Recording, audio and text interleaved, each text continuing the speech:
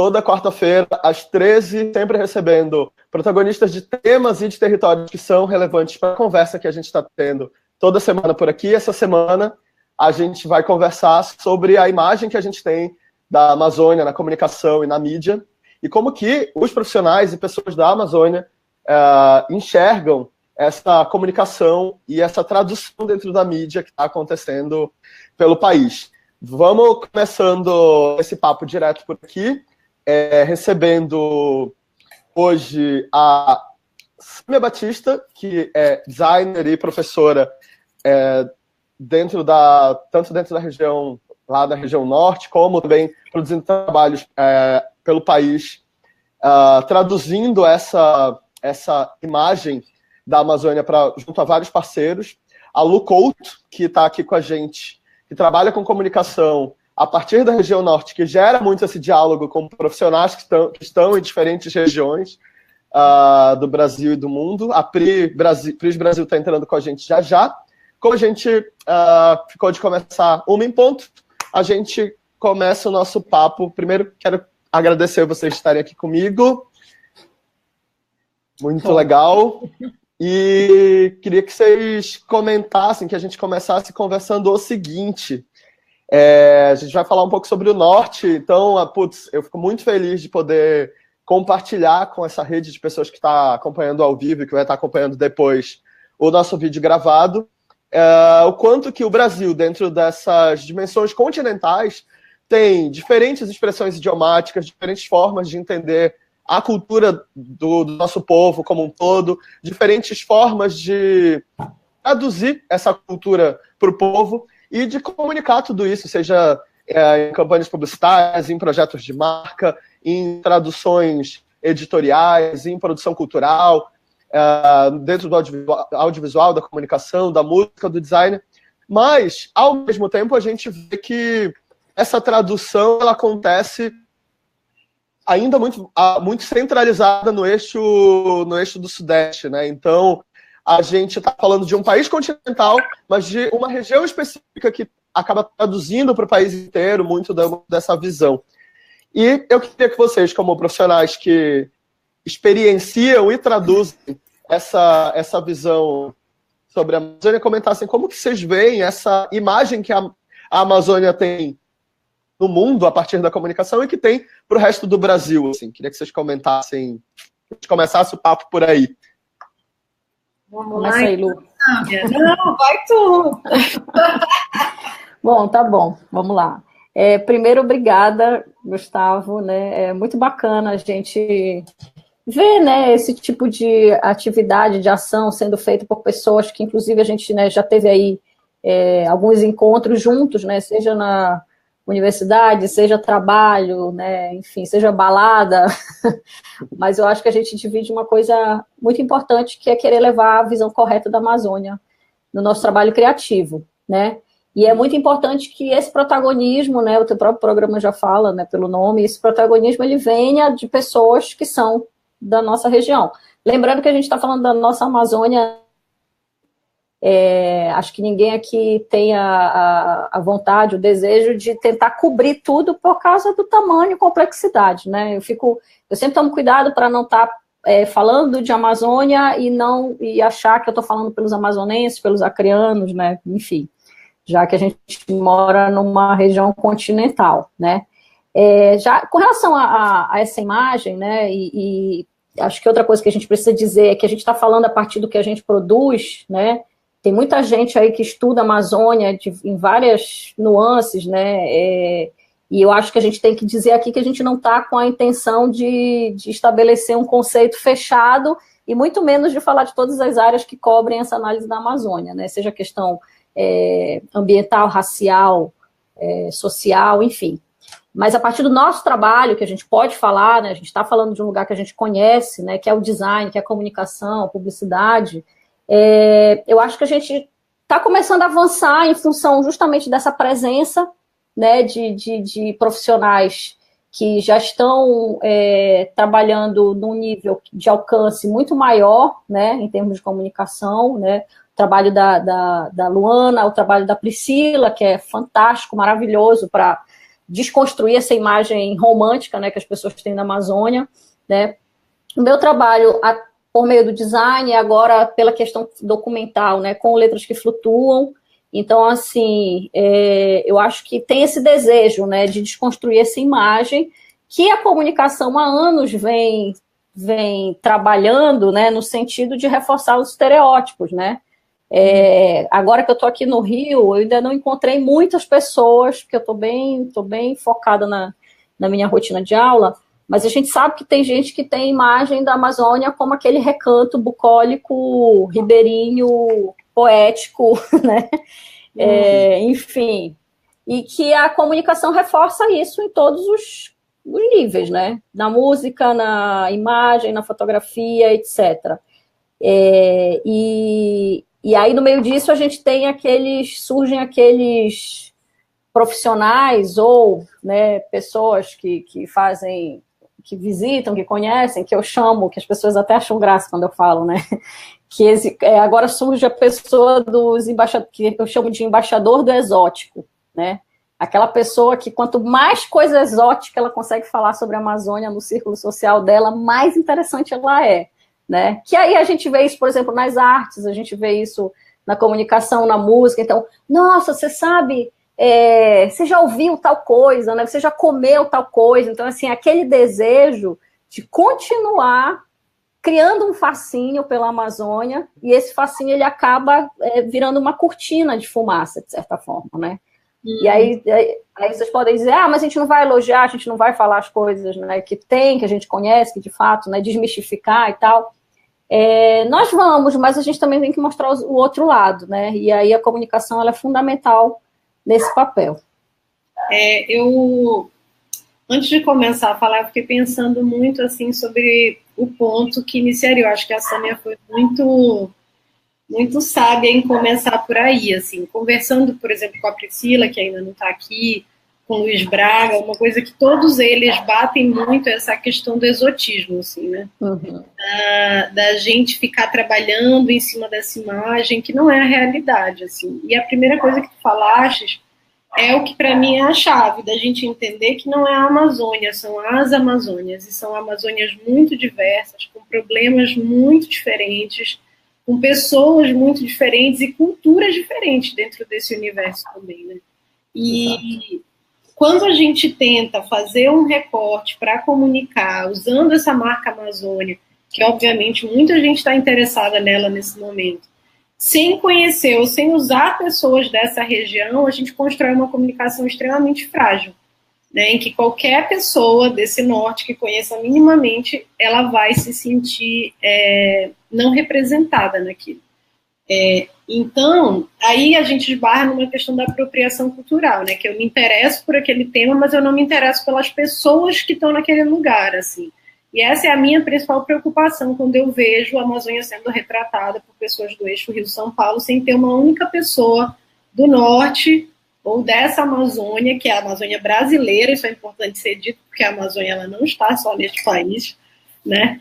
Mas da gente excluir essas pessoas, assim, elas não serem interessantes. É interessante o que elas têm, eu me aproprio e reproduzo aquilo naquela visão super, né, superficial, ignorando as pessoas.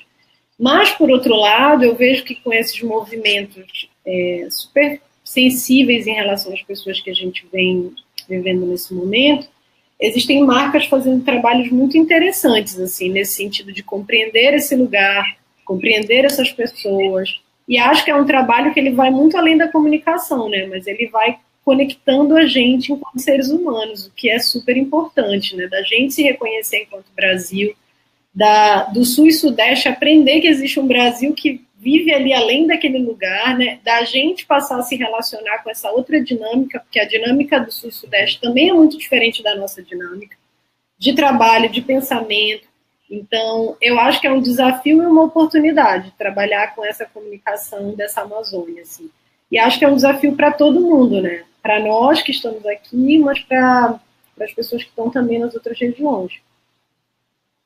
Esse diálogo que você comentou, é super interessante quando a gente avalia por essa ótica dessa fragilidade, que, na verdade, é um momento de falta de legitimidade, né? Quando a gente quer falar sobre um assunto, mas a gente não busca primeiro ouvir quem está envolvido nesse contexto, para então ser palco na plataforma, para levantar esses nomes que já são protagonistas e aí então se tornar protagonista de um tema, a gente não consegue construir legitimidade, a gente constrói esses discursos que são mais frágeis e que acabam e que acabam tendo essa dificuldade de, quando a gente percebe que hoje na comunicação a gente tem várias marcas, várias consultorias, várias empresas, vários institutos olhando, por exemplo, para como dialogar com os movimentos da comunidade negra, como dialogar com o movimento LGBTQ, como que a gente entende o empoderamento feminino e envolve na produção desses trabalhos as diferentes instituições de apoio e fomento à inclusão de mulheres, de negros, de LGBTs, de periferias. A gente ainda ouve falar muito pouco sobre como que a gente se aproxima dessa cultura que é muito forte na região norte, que é a cultura indígena, que é a cultura amazônica, que é, de fato, entender quem são os protagonistas. A gente tenta reproduzir esse conhecimento, essa visão folclórica, né, como a Samia comentou, ao invés de primeiro ouvir o que a Amazônia está produzindo hoje, quem são essas pessoas, quais são os temas, né, que estão sendo discutidos hoje. Uhum. E eu acho que para isso, pessoas como vocês, como aqui a Lu, a Samia, a Pris, são pessoas que eu acho que são portas de entrada, para diálogo sobre esses temas, para compreender esses movimentos, são não somente especialistas nos temas, mas conectoras de muitos movimentos, justamente por viver no meio de tudo isso. E eu queria que vocês comentassem um pouco do que vocês... o que tem tocado no coração e o que tem chamado a atenção de vocês nesse momento presente, né, no espírito do tempo atual, quando a gente fala o que é a Amazônia hoje, o que vocês estão buscando estar mais conectadas a partir dessa visão amazônica? Assim. Bom, uma pergunta difícil. Eu não sei, Gustavo, assim, para mim é muito difícil a gente conseguir falar da Amazônia sem os seus conflitos, né? A gente não vai entrar aqui em questões que, senão a gente não acaba esse programa, mas pensar a Amazônia sem pensar essa diversidade, né, que também é um outro conceito que já puxa umas outras questões, em relação a esse protagonismo, né, o que está sendo feito, enfim. É muito difícil, porque justamente é muito amplo, a gente não dá conta, né, de acompanhar. Você escolhe um corredor e você segue aquele corredor, né? Pessoas acompanham a geração musical, a produção musical, pessoas acompanham a produção gastronômica, né? Todas elas sempre têm muito conflito, eu nunca vi, né, na nossa região, como tudo, né? A gente fica esperando qual vai ser a polêmica do dia, né? E em relação aos trabalhos, inclusive, né? E aí, do meu campo de trabalho, né? Vocês sabem que o Mapinguari sempre se debruça sobre as questões que intermediam as comunidades. E essas comunidades também são muito heterogêneas, né? Eu estava conversando agora com a Anne, que é a minha roommate, né? Que eu estou dividindo aqui no Rio. Ela é de Manaus. E a gente estava conversando sobre isso, né? Sobre essas entradas na Amazônia, em que se foca muito nas questões indígenas, sendo que os indígenas muitas vezes já estão cobertos, não como deveriam, mas existe política indígena, existe uma série de iniciativas, ONGs trabalhando, etc. Eles estão inseridos no capitalismo da mesma maneira que a gente, só que no outro ritmo, né? Mas existe o caboclo, que esse caboclo muitas vezes ele não está coberto, né? Esse caboclo que está sofrendo, enfim... que a Priscila pode falar muito bem, né, tá sofrendo ameaças, enfim, pela sua sobrevivência, e como o nosso trabalho é mais em contato com ONGs, a gente sabe que esse trabalho com ONG tem sido intenso, né, no sentido de dar protagonismo para essas comunidades que a grande maioria são rurais, né, e aí o Mapinguari, ele entra fazendo essa intermediação, né, fazendo com que esses grupos que têm alguma produção, seja artesanal, seja de alimentos, etc., eles consigam ter algum protagonismo diante do mercado, né, que é um gigante perto deles. Então, por exemplo, quando a gente trabalhou agora em intermediação da Farm, lançou o vídeo, pronto, né, eu já acordei preparada para as polêmicas. Né? Com colete à prova de bala. Exato. E aí, mas compreendendo completamente os argumentos das pessoas, porque no lugar delas eu faria a mesma coisa, certamente, né? Mas tentando esclarecer que a gente estava ali como uma situação de reduzir danos, né? Então, vamos ter alguém para... tanto que nos buscaram, né? Nós conhecemos a equipe da Farm Ver o Peso, através do Luan Rodrigues. Mostramos, na época a gente estava fazendo foto de umas bolsas e tal, com letra de barco, mostramos o trabalho e depois, meses depois, do nada, entraram em contato com a gente, falando que queriam, né, trabalhar com a questão das letras.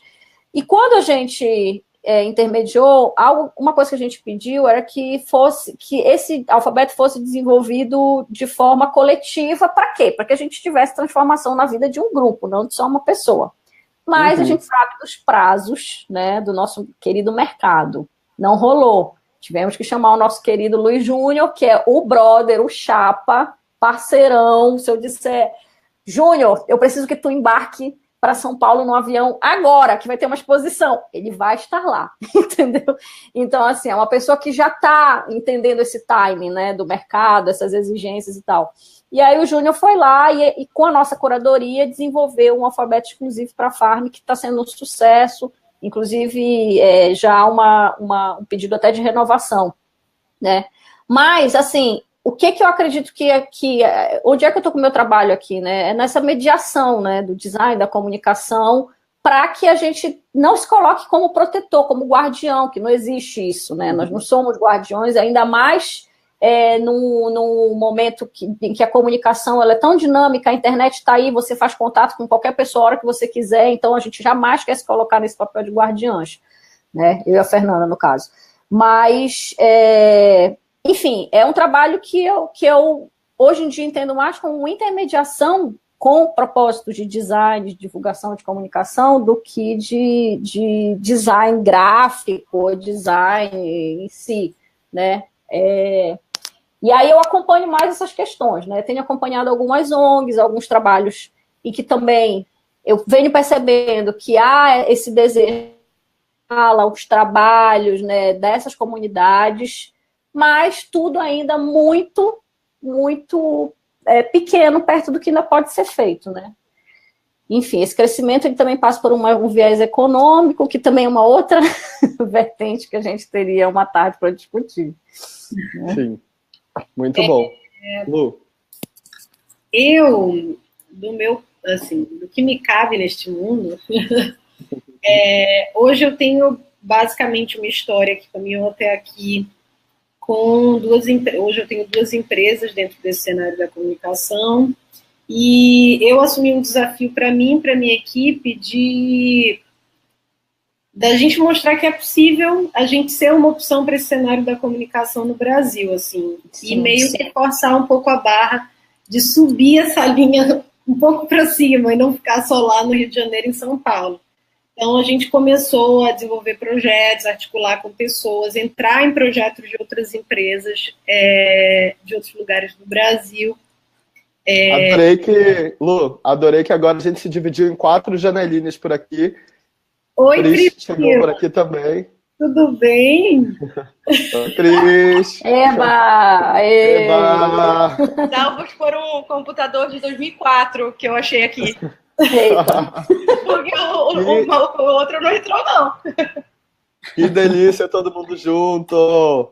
Estou compartilhando, aproveitando que a Pri chegou, contando a todo mundo que está ao vivo por aqui. Eu estou jogando no chat do nosso live todos os links do que a gente está comentando por aqui.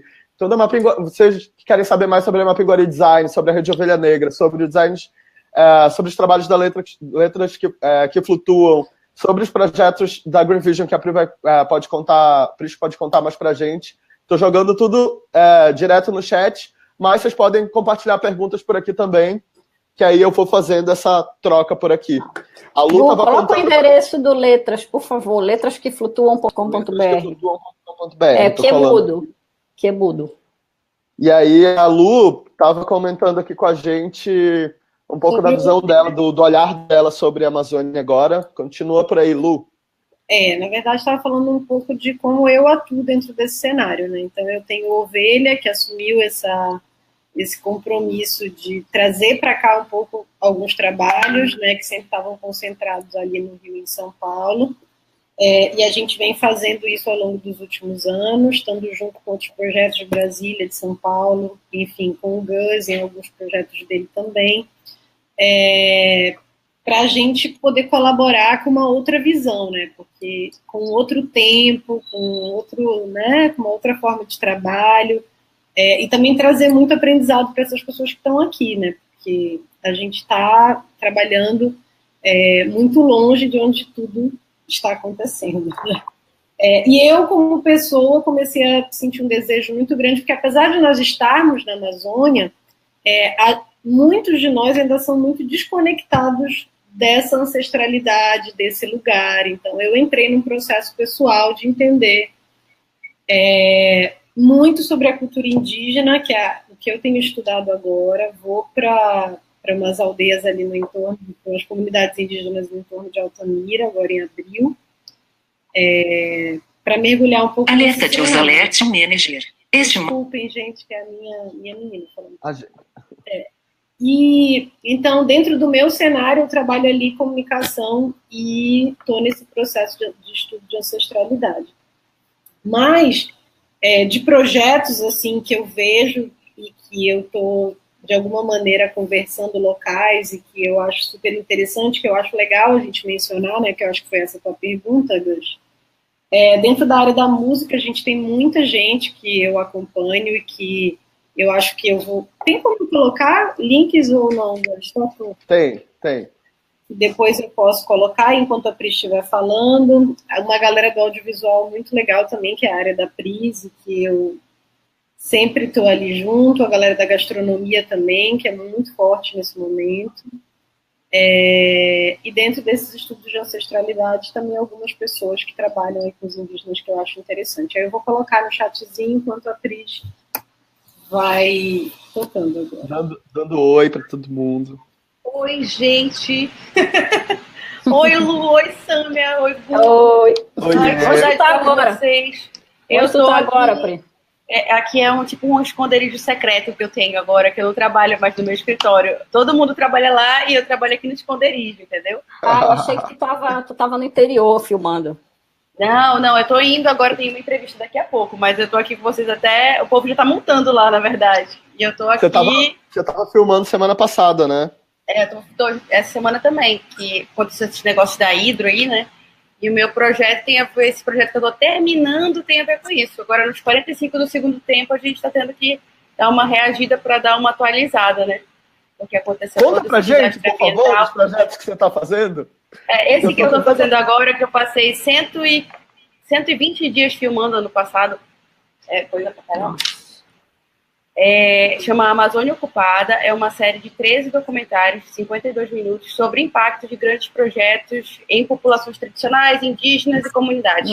Então, a gente percorreu aí todos os estados da Amazônia, falando com as pessoas e buscando o que os projetos deixaram, né, se eles já acabaram, e qual é o resultado prático desses projetos, entendeu? Em relação aos territórios nos quais eles foram implantados. O que eu acho é péssimo, assim. O que eu encontrei foi horrível, assim. Foi muito pior do que eu pensava, na verdade. Né? E aí, essa coisa da Hidro agora, ela precisa estar no documentário, né? É óbvio. Isso é mais uma coisa, mas ela precisa estar. Então, a gente acompanhou o impacto de hidrelétricas, impacto de agronegócio, impacto de assentamento, impacto de estrada, impacto de todo tipo de coisa grande que aconteceu. A gente selecionou os que a gente achou que eram os principais e foi atrás desses impactos, sejam eles antigos ou novos. Assim. A gente tem revisão de impacto de mais de 30 anos, que é Tucuruí, por exemplo. A gente tem era para ser só um episódio e acabaram sendo 2, porque são 30 anos de impacto, né? E aí você acha que chegar num lugar onde já foi esse impacto há muito tempo, você acha que é tranquilo, que os impactos estão absorvidos e que as coisas estão relativamente tranquilas. Não, cara. Quando o impacto é grande, ele vai no tempo, assim, que você você não consegue ver. A gente está 30 anos de Tucuruí e a gente tem população sofrendo por causa disso. Por causa disso. Priscila, e aí, se tu for pensar na Hidro, no Norte Albras, tu tem um caso aí, inclusive com o Tucuruí, que é emblemático, porque a usina é feita para dar suporte energético para a indústria do alumínio, né? A indústria do alumínio estava saindo dos países desenvolvidos, sendo empurrada para os países de terceiro mundo, e aí você tem uma construção de uma hidrelétrica gigante para dar suporte para uma produção de alumínio gigante, e que, assim, você está colocando aquele vazamento na conta da Alunorte Hidro. Você tem que colocar o vazamento e tem que colocar os impactos do Tucuruí todos lá também. Entendeu? Só que a gente não consegue fazer direito, porque é tanto impacto, e a gente é tão fodido, que a gente não consegue nem fazer a conta de quanto a gente é fodido. Entendeu? É tipo isso. Então a pessoa tá ficando doida aqui, mano. É tipo isso. Mas sei lá, olha. Nada no que a gente ia dizer pra ter papas na língua, a Priscila chega. Não. Eu sou bacalhada, vocês me conhecem. Priscila, eu vou querer depois conversar contigo, porque a minha proposta aqui do doutorado é justamente de fazer essa análise desses impactos, porém a partir do design, né? Porque os designers, eles são chamados para resolver problemas econômicos de comunidades arrasadas, porra. Exatamente. Amiga, não vamos longe a apropriação. Aí a apropriação desse filho da puta, a apropriação de nome, apropria do nome, né? Porque lembrando que Belo Monte era Cararaô, né? E só deixou de ser Cararaô por muita briga dos indígenas para tirar o nome de um negócio que é. O que é isso, né, bicho? Tu vem aqui tirar tudo de mim, ainda leva o meu nome, porra. Tu tá doido. Pode crer. E aí a gente pega um quadro elétrico. Olha, mineração do Rio do Norte é uma boa, Sâmia. Mineração do Rio do Norte pegava o sapo lá, que eles destruíram a porra do sapo, e aí pegava o sapo e transformava no grande símbolo da parada. Transformava o sapo no logotipo. Mas isso, pois é, isso aí é uma coisa para todos nós, né? Porque a gente está falando exatamente da imagem da Amazônia. E aí o que eu tenho questionado muito e batido muito é, através do nosso trabalho, que imagem a gente está construindo diante dessas diferenças, desses impactos. Não dá mais para a gente ficar contando só historinha bonita, gente, sabe? Não dá. A gente tem que, de alguma forma, tentar transformar isso, sabe? Isso volta para o começo da nossa conversa, que é por que é tão importante usar os protagonistas locais para contar essa história da Amazônia. Porque quem não conhece, vem aqui, está interessado no tacacá, na chuva, na manga, no rio. Meus amores, sabe que eu estou preocupada? Eu vou já colocar isso na pauta aqui. Eu estou preocupada com os selos, desses selos, entendeu? Esses FSC da vida e tal. Isso aí é tudo fraudado, né? Eu fui em várias comunidades que estão constando como nesse selo, como sendo apoiadas por madeireira, por projeto de manejo sustentável. Não vi um projeto de manejo sustentável que existisse. Sinceramente. E aí chega esses selos e tal, Amazônia, não sei o quê. Isso é tudo Tem comunidade escrevendo em papel, assim, sabe? Uma tiazinha semi-analfabeta escrevendo para esses selos, dizendo assim, cara, a gente não recebeu nada. Isso não existe. Esses selos são chancelas, né? Só para o capital. Mas a gente está comprando o selo, isso é a imagem da Amazônia. Tem um monte de gringo aí comprando os selos e a gente, assim, olha, FSC, disse que é ok. Cara, bicho, beleza, não tá ok. Mas aí entra também na coisa alimentar, né? Tipo, aqui no mercado do Sul, Sudeste, muitos produtos daí da Amazônia, se conta a história, né, da Amazônia, narrativa linda, tá tudo lindo, na produção, vai olhar a produção, né? A produção tá toda errada, a cadeia tá toda destruída, enfim. Só tá beneficiando para pequenos poucos produtores. Nesse sentido, a gente conseguir ter acesso, né, a visualizar esses movimentos que estão acontecendo, como a série que a Pri está produzindo agora, são super importantes, porque até então o que a gente vê é somente esse discurso que a comunicação passava ali do mundo, desse muro para fora, né, e que o mercado brasileiro, como do tamanho que é, e mesmo no mercado internacional compravam, como não, se estão me dizendo que super tem apoio, tá? É um trabalho construído junto com a comunidade, é algo aqui que, olha só, como é um ciclo super, design circular, é algo super sustentável. E aí, quando a gente começa a abrir esse acesso e ter contato com essas realidades, a gente começa a desenvolver essa visão crítica, né? Essa opinião crítica. Eu quero super que a gente, enfim, possa compartilhar e conversar mais sobre esse, não só esse projeto que a Pri está lançando agora, mas tem vários trabalhos dentro desse histórico que a Green Vision vem construindo ao longo dos últimos anos, que é de trazer para o mundo essa visão real, essa Amazônia real, o que está acontecendo, o que tá acontecendo no dia a dia, assim. E aí eu acho que o problema é o acesso, entendeu? A gente está falando de pessoas, muitas vezes de lugares que não tem telefone, cara, não tem telefone. Em 2018, cara, não tem telefone, não existe. Uhum. Deixa eu só fazer uma observação sobre o trabalho da Priscila, assim, que eu acho que um mérito muito grande também é que não só, além desse, principalmente por causa desse viés político que o trabalho dela tem, né, que é educativo, esclarecedor, etc., eu acho que tem uma responsabilidade estética muito grande, né? Por exemplo, quando tu fizestes o clipe da Gabi, né, aquele clipe o primeiro dela, que era aquele que não tinha corte, né? O Shirley. Aí eu via, digo, a Priscila é foda, é isso mesmo. Tá entendendo?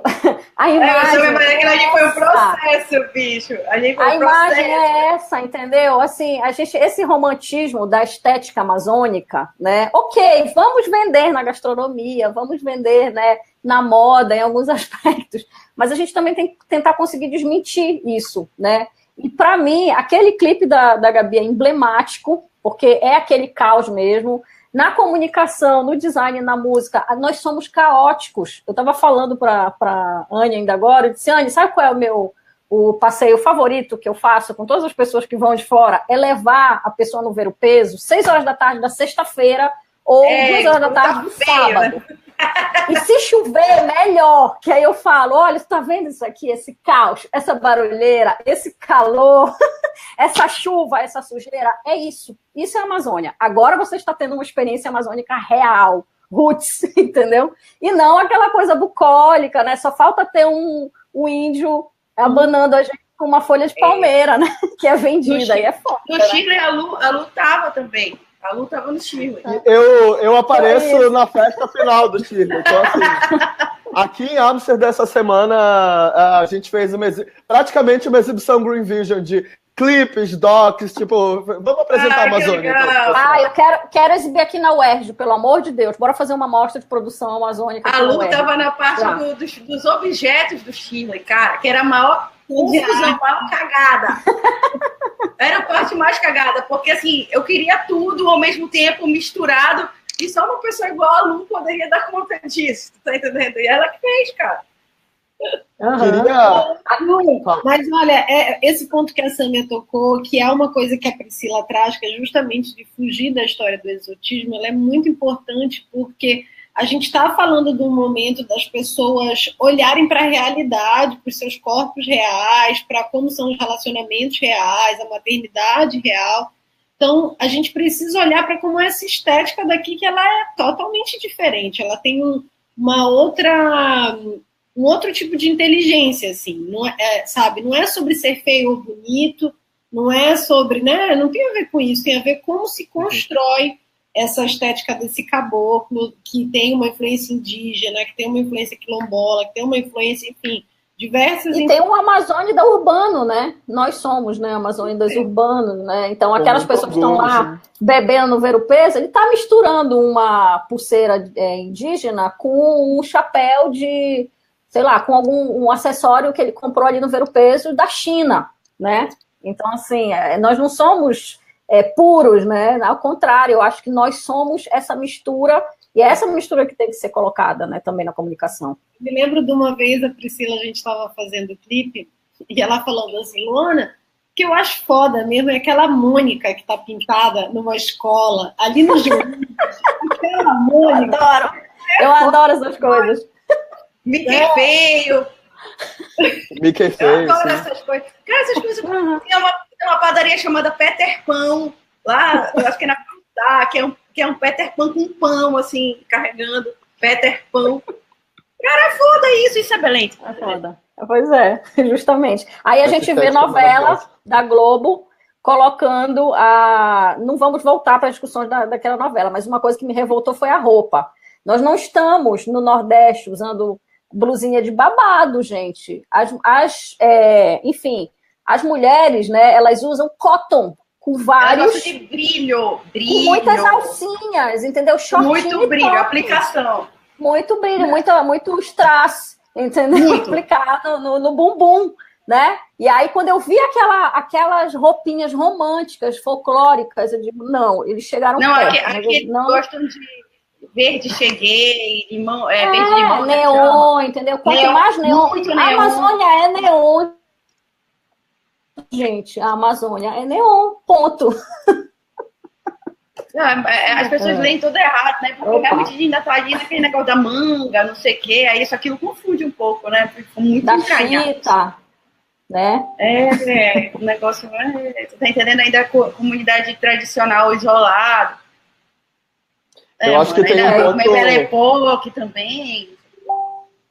Eu acho que tem um ponto sensacional que a gente trouxe, que a gente resgatou agora nessa conversa, e que para mim é muito forte quando, em todos esses encontros sobre território de protagonismo, como que a gente consegue dialogar com o que está acontecendo no espírito do tempo hoje.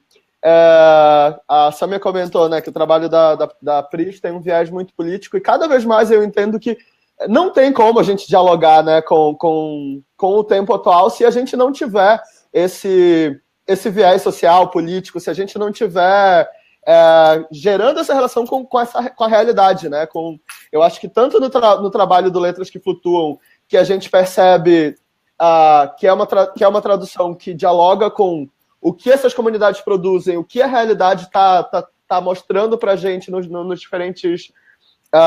diferentes pontos da região, como da mesma forma como a Luana traduz nos seus diferentes trabalhos, sem perder essa expressão, essa identidade, esse jeito de comunicar que a gente tem no Norte, que eu reconheço muito quando eu vejo trabalhos que têm o envolvimento do time da Lu, e essa exposição da realidade que a gente está comentando do trabalho da Pris, para mim são 3 faces diferentes dessa mesma necessidade do hoje, que se a gente não dialogar com o contexto social e político, a gente não está fazendo comunicação, né? A gente não está traduzindo, a gente não está dialogando com o que está acontecendo no mundo ao nosso redor. Eu acho que é super importante. Eu estava conversando com uma amiga sobre feminismo, né? E ela comentando que ela está fazendo um estudo com as mulheres que estão hoje no Senado, que são deputadas. Na pesquisa dela, só 13% das mulheres se assumiam feministas. E que isso é um problema gravíssimo, porque você se dizer feminista, no estudo dela mostra que você perde espaço dentro desse cenário, e por isso as mulheres preferem não dizer que elas são. Eu enxergo da mesma maneira essa questão do lugar que é a nossa origem, sabe? Por exemplo, eu fui dar uma palestra no Fractal, quando o Fractal esteve em São Paulo, como um protagonista local. Eu falei, Gustavo, o que eu vou falar para essas pessoas que estão aqui de comunicação, todo mundo macaco velho, sabe tudo de publicidade? Eu falei, eu não vou falar nada de publicidade, vou falar do lugar de onde eu vim, que forma o meu arcabouço de referências, as coisas que eu vejo, como eu vejo o mundo. Então, assim, no meu trabalho, seja no Ovelha, seja nos projetos que eu estou desenvolvendo, eu acho que é muito importante eu deixar claro desse lugar de onde eu venho, dessas referências que eu trago comigo, porque é uma forma também de eu me posicionar e dizer assim, colega, esse é o meu universo, a minha forma de trabalho, o meu tempo, e eu trago toda essa galera junto comigo. Então, eu enxergo que a Priscila também faz isso no trabalho dela, a Sâmia faz no dela, e a gente tem muitos profissionais locais que ainda não se assumiram, que ainda estão no armário, sabe? Que estão muitas vezes em cenários privilegiados, por exemplo, gente trabalhando em São Paulo, em agências foda, em consultorias foda, que podem sim ser um espaço de abertura para essa Amazônia e que ainda não são, né? Eu acho que talvez a gente se coloca numa posição... Desculpa, Gu. Pode falar, Fala. Sim, a gente se coloca numa posição, a gente batalha para ter uma posição que a gente consiga trabalhar a partir de uma perspectiva como essa, né, que tu falaste, questionando o tempo, questionando várias coisas. E tem gente que não, né? Tem gente que está topando estar no ritmo do mercado e aí não tem muito espaço para fazer esse tipo de questionamento, né? Mas eu acho que o que a gente, no nosso trabalho, de certa forma, reflete um comportamento que está crescendo mundialmente, né? É de questionar a maneira de fazer comunicação, a maneira de dar voz ao outro, a maneira, o ritmo dos trabalhos, né? A necessidade de consumo exacerbado. Então, a gente tem a sorte de estar, de certa forma, refletindo isso no nosso trabalho, né? Super legal, isso também. Vocês estão mais esperançosos que eu. Olha, Priscila, quando a gente chega de viagem no interior, a gente vem destruído. Quando eu voltei do Marajó, quando eu e a Fernanda, a gente voltou do Marajó das filmagens do Letras que Flutuam, a gente ficou assim, meu Deus, a gente denuncia ou não denuncia, né? O trabalho, ele tem esse aspecto. Daí a gente pensou o seguinte, as imagens vão mostrar, né, o que a gente gostaria de falar. Então, aqui, o nosso produto, o Marajó das Letras, por exemplo, ele foi lá para mostrar a questão estética, né? A partir do trabalho dos abridores de letras. E aí, lá no Marajó, nas cidades do Marajó que a gente visitou, esse embate estético entre o antigo e o novo, entre o lento, o slow, né, e o fast, ficou muito evidente que o antigo é o pintor do pincel, que levava 5 dias para pintar um barco, e o grafite, a pistola, né, é o moleque mais novo que pinta o barco em um dia, entende? Então, assim, ele está respondendo a uma lógica de mercado local. Eu preciso pintar uma rabeta numa tarde. Ele está sendo pressionado para liberar essa rabeta, senão ele não vai ganhar dinheiro. Vocês estão entendendo? Então, assim, a gente está falando de Rio, São Paulo, etc., mas na Amazônia, na realidade amazônica, essa pressão do mercado, do capitalismo, ela se reflete da mesma forma, só que sobre outros suportes. Né? Eu acho que ela se reflete pior do que em qualquer outro lugar, tu quer saber? Eu acho que a gente tá no limite dessa porra, entendeu? O capital, ele tá ruindo com tudo e a gente não consegue reagir porque a gente é o fim da fila, tá entendendo? A gente é a porra do fim da fila, entendeu? Vem, aí tô falando de capital, aí vem um negócio, assim, é desesperador. Eu tô meio desesperada esses tempos, vocês estão percebendo, né? É porque não tem. Mas assim, eu não consigo respirar, bicho, eu não consigo ver para onde vai, entendeu? Não, assim, eu tava no Amapá agora e tava filmando a coisa da MMX. Que foi a MMX, depois vendeu para Anglo, e a Anglo é uma das maiores mineradoras do mundo, colocou tanto minério no porto que o porto desabou. E aí acabou todo o ciclo do minério. Cara, se tu for buscar lá de trás e vier, tu vai ver que a lógica... Quando ela foi vendida, a MMX do Ike Batista, quando o Ike vendeu para a Anglo, o preço do ferro estava no maior patamar que já chegou na história. O preço do ferro estava muito alto. Então, qualquer mineradora do mundo queria ferro. E era uma mina pequena, mas mesmo assim ele vendeu por bilhões de reais. E quando a Anglo comprou, o preço dos ferros começou a cair. E ela começou imediatamente, para poder compensar, a exportar muito mais ferro do que era possível de ser exportado. Nisso, ela colocou toda a estrutura dela em risco e os trabalhadores em risco. E você tem várias mortes no Porto de Santana por conta disso, porque o Porto cedeu e matou um monte de gente. E, cara, por quê? Por causa de pressão de capital. Por quê? Porque os acionistas já apoiaram a coisa. Quer dizer, isso em todas as coisas, seja energia, seja minério, seja a Amazônia commodity. A partir do momento que a Amazônia é commodity, a gente está fudido, tu tá entendendo? Então, graças ao capital, commodity. Sim, os nossos modos de produção são da Idade Média. Pois mas aí tu tem um monte de europeu, né? Tu tem um monte de europeu, norueguês, não sei o que coloca pouco dinheiro, que eu ainda acho muito pouco dinheiro no Fundo da Amazônia, e quer dizer que tá tudo errado a gente. Porra, tá tudo errado vocês, caralho, que vocês que estão comprando essa merda dessas ações, cara. Desse monte de mineradora que tá aqui destruindo. Tipo, se a gente não parar e olhar que toda essa pressão que é feita na Amazônia é uma pressão mundial e é uma pressão que está dividida no mercado de ações, está dividida em todo mundo que tem cota de, às vezes, de CDB do Bradesco, tu tá entendendo?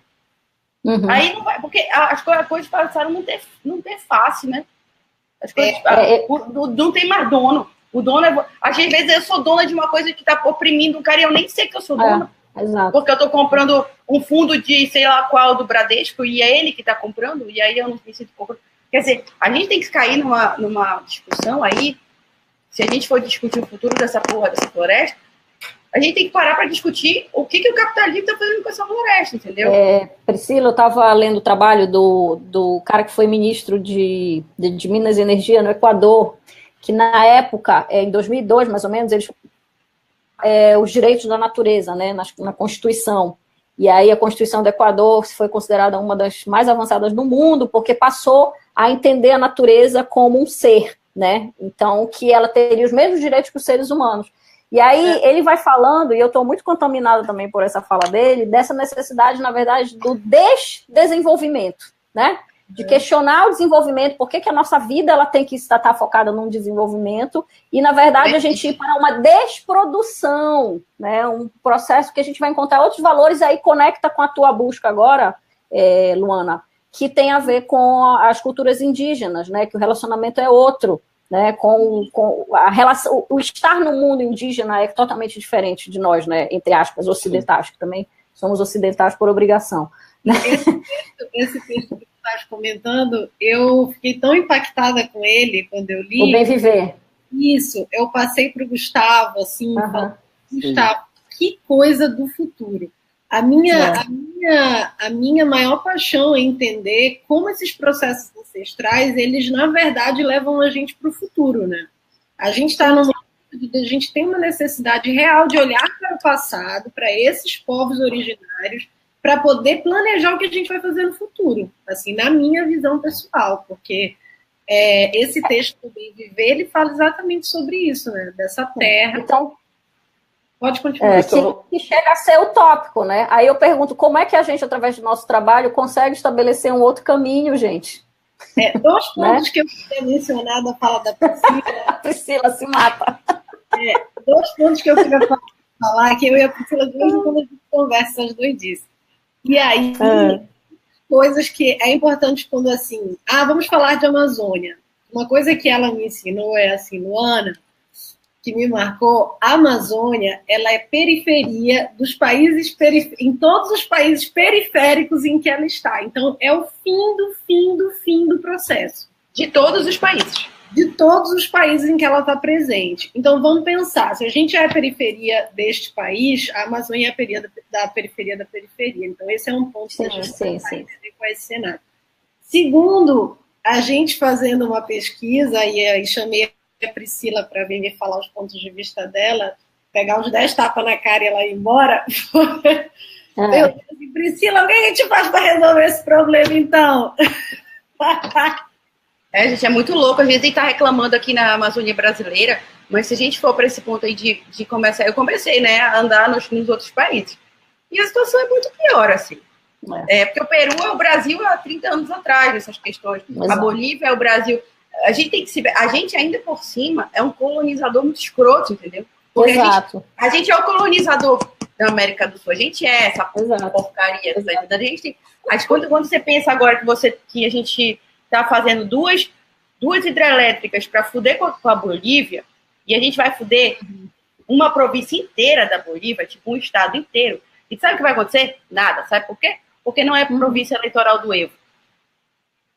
Então, a gente é o escroto, tá entendendo?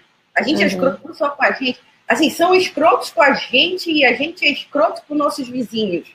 É tipo isso. E assim, como ela é uma região periférica, em todos os países, os amazônidas, em nenhum país tem voz. Os amazônidas da Bolívia, eles não têm voz, porque Beni e Pando não têm voz dentro da Bolívia. A gente não tem voz. Por quê? Porque Amazonas, Pará, Rondônia, quem são esses caras? Na Guiana, na Amazônia, não vai ter vez também, porque é periferia. Quem quer saber quem está lá no final? Você está entendendo? Nenhum dos povos atingidos por todas essas cagadas tem voz na construção dos seus próprios países. Exato. Isso é uma bosta, entendeu? E assim, nós somos tão isolados que essa galera não sabe nem o que está acontecendo com a gente. A galera lá em Lima não sabe o que está acontecendo em Beni. A galera de São Paulo e Rio, que define o que vai ser feito no país, no Brasil, não sabe o que está acontecendo aqui no Pará, no Amazonas. A gente não conhece nem o Pará direito, amiga. Nem sabe o que é. Porque Exato. Isso é muito confortável, entende? A gente vive num continente, a Amazônia é um continente, porra. Pois é. Mas aí quando tu tem acordos transnacionais, como tu tem entre Brasil e Bolívia, tu tem pessoas das outras regiões, que não são dessa, fazendo esses acordos que vão destruir as nossas regiões. Entendeu? Então tu tem um problema muito grave de pacto nacional e tudo, eu acho. Entendeu? E de educação sobre essa Amazônia. Eu acho assim, que uma coisa que a gente precisa se educar sobre o que é esse espaço, né? Nas escolas mesmo. Eu acho que esse é um começo de um caminho. Conversando com a Priscila sobre o que poderia começar a mudar esse cenário, ela me falou duas coisas também, que uma era, a gente precisa entender que quem fode a Amazônia hoje não está na Amazônia, né? Então, essas pessoas estão fora do Brasil, isso é muito importante. Por isso que quando deu o problema com a Hidro, eu perguntei, será que as pessoas da Noruega sabem o que está acontecendo aqui? As pessoas do Canadá sabem que o RENCA estava sendo negociado com as mineradoras do país deles? A gente tem uma situação que está piorando a cada década, né, cada ano, que é a dissolução dos movimentos sociais, né? Sem a ponta lá, de quem está lá na beira da hidrelétrica, sofrendo, se não houver alguma articulação dos movimentos sociais, entendeu? Então não tem como transformar isso.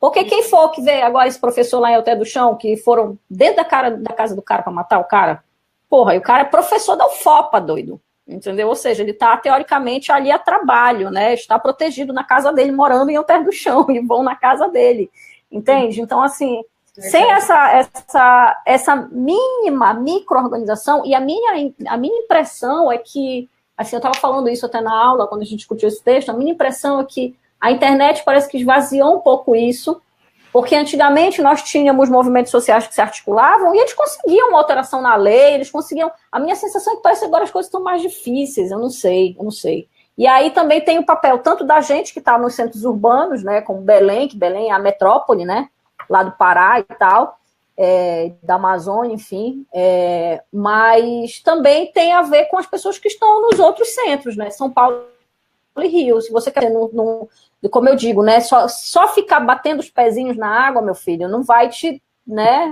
trazer nada, você tem que mergulhar a fundo mesmo, e enfim, e além dessas cortinas, tenta abrir essas cortinas e mostrar, olha, gente, parem de falar de tanta coisa distante, vamos aqui para o que é real, né?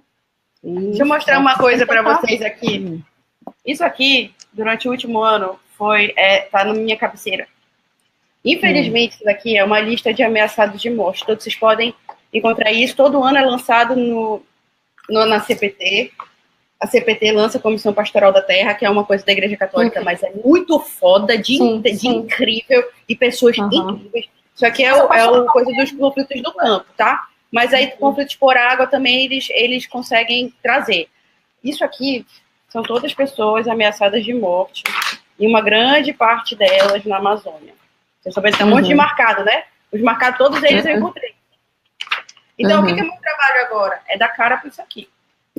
Exato. Quem são essas pessoas que estão ameaçadas por hidrelétricas, por fazendeiros, por empresas, por mineradoras? Quem são essas pessoas? Entendeu? Quem são essas pessoas? Quem somos nós, os ameaçados? Porque isso aqui não está em lugar nenhum, isso aqui não está no jornal. Isso aqui é número. A gente precisa transformar número em gente, em história de vida, em entender quem nós somos e pelo que nós estamos lutando. Só que, assim, o triste é saber que algumas das pessoas que estão marcadas aqui já morreram. Ou que estavam marcadas para encontrar e eu não consegui encontrar, como Paulo Sérgio, que morreu agora. Cara, a gente está num momento muito escroto. Assim, a morte da Marielle, trazendo uma coisa que dessa semana, ela diz que é possível matar. Entendeu? E essas pessoas aqui e é cada vez mais fácil, né? Essas pessoas são agricultores, ou seja, para matar eles é muito fácil. Mas se você mata uma pessoa que foi eleita com 46 mil votos, o que é matar uma pessoa que é um líder de um grupo de 30 pessoas? Não é nada. Uma liderança comunitária, né? E a gente está falando de uma resistência que só existe nesse molde, na minha opinião. Se você não tem essas localidades, que é o que o medo destrói, você não tem resistência nenhuma. Então, eu acho que a imagem que a gente precisa criar da Amazônia hoje é uma imagem que apoia essa resistência, entendeu? Que dá voz para essa resistência, que reverbera essa resistência, porque se ela não existir, não existia resistência nenhuma. E a Amazônia vai toda acabar, né? Não existe. A única forma... Já dizia lá o Chico Mendes, a única forma de proteger a floresta é através dos povos da floresta. Chico Mendes disse isso. E é a maior verdade, não existe como. Então, e como a gente pode fazer isso hoje? A gente tem que reverberar as resistências, as micro-resistências que existem em cada um desses lugares. Sim, qualquer país do mundo, né? Quem protege a natureza são esses povos originários, são esses pessoas. Exatamente. Só que hoje as lideranças estão morrendo. Isso tem que estar na nossa pauta. Entendeu? Então a gente tem que dar voz para essas pessoas, né?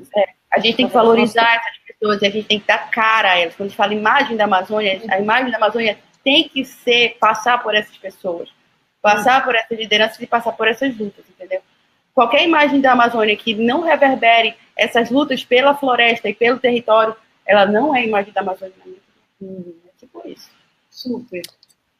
A ideia desse nosso espaço aqui é justamente para que a gente possa reverberar, distribuir, dar alcance, como a Pris comentou, esse acesso é super difícil a esses temas, então espero que quem está acompanhando esse live possa entender que aqui não é uma conversa fechada em uma hora sobre um assunto para a gente passar para o próximo tema na próxima semana, e sim o início de uma conversa para que a gente acompanhe o trabalho da Lu, o trabalho da Sâmia, o trabalho da Pris, e olhe mais para todos esses nomes que foram citados aqui, para além das meninas, como porta-voz desse contexto, para a gente compreender essas múltiplas Amazônias e para compreender também, como a Lu comentou, que dentro desse nosso tempo ainda tem muitos aprendizados que a gente ainda não conseguiu traduzir, que a gente ainda não conseguiu compreender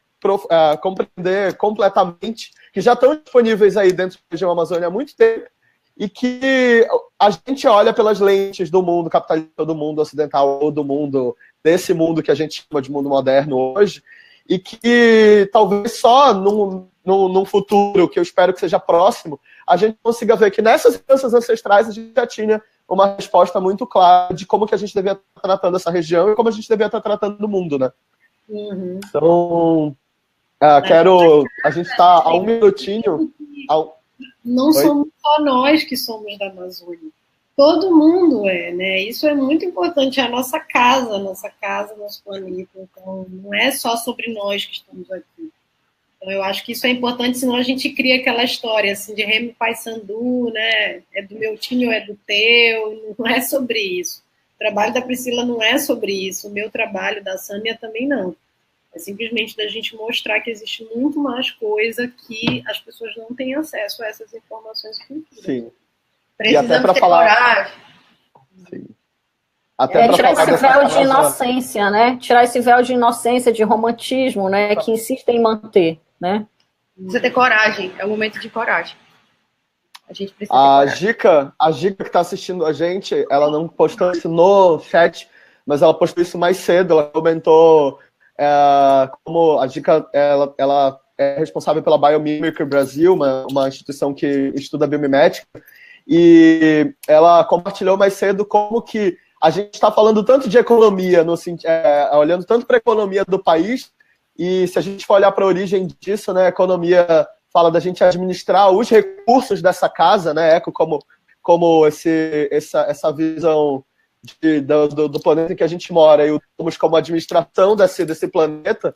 Só que antes de falar de economia, para a gente administrar algo, a gente tem que conhecer esse algo, né? Então, se a gente não olha para esse contexto ecológico, ecologia como a gente conhecer essa casa, a gente não consegue administrá-la da melhor forma possível. Então, acho super importante trazer essa fala da Gica aqui também, para a gente conhecer mais o trabalho, não só das pessoas que estão envolvidas por aqui. Eu quero agradecer muito vocês e que a gente continue compartilhando e acompanhando mais sobre a história da Amazônia para para que todo mundo junto possa estar atuando como protagonista junto desse grupo, né?